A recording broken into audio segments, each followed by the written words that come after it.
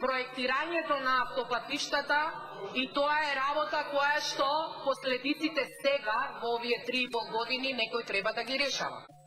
Тоа е правено неквалитетно, избрзано, нетемелно и тоа буквално на сите патишта.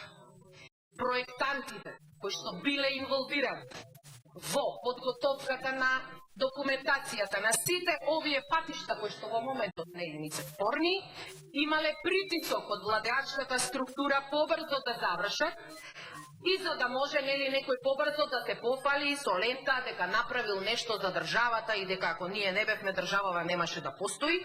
Не може да биде оправдување кога се пробива нова траса експроприацијата, затоа што тука позади вас седи човек кој што има можност да раководи со институција која што требало да гради инфраструктурни проекти. Свртете се, нека ви објасни дека експроприација е нормална работа кога се изведува одреден проект. Тоа е прво.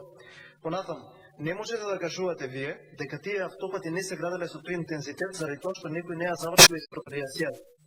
Експроприацијата се развива исто право пропорционално како што се развива проектот. Колешки мора да знаете дека тие проекти, тие автопати не се градат затоа што не се работи. Сега, еве нека кажат колегите кои што доаѓаат од Охрид, дали има работници по крепатот? Нема.